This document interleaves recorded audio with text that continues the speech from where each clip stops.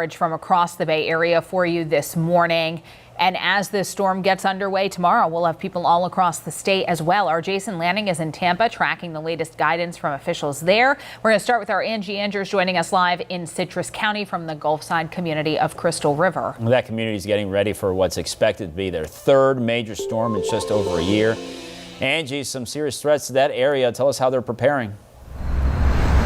And Roy, the storm surge here is yet again the biggest concern for these residents. It could hit up to that 10-foot mark here in the heart of Crystal River in this downtown area.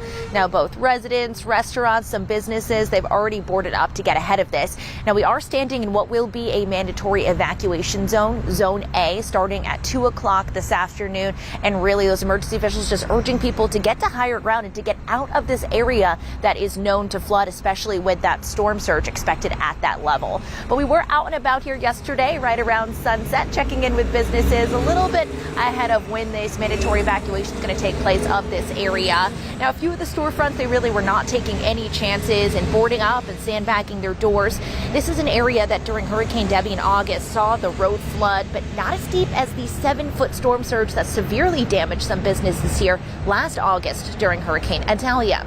I spoke to Morgan Sundberg, the owner of Kane's Cattle Steakhouse, and you can see inside of the restaurant there, that line where water from Hurricane Idalia once sat.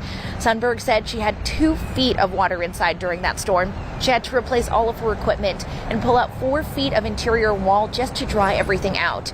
They were closed for 3 months for repairs and still have not financially recovered from that.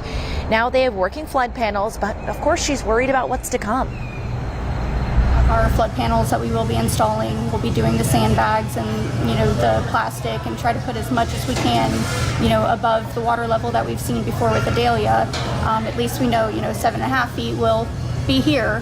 So we're looking at, a substantial increase to that surge, and it's still, expect the unexpected. We're going to do as much as we possibly can to prepare.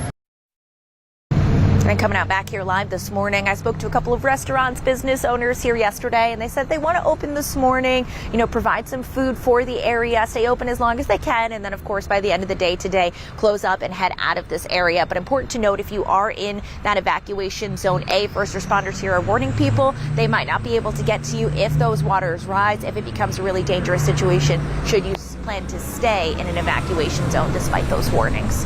Georgia, Roy, back. Thanks for watching our YouTube channel. For more stories in your communities, click the subscribe button right here. You can also download our app or watch us on TV for the latest news and weather updates every 10 minutes and more.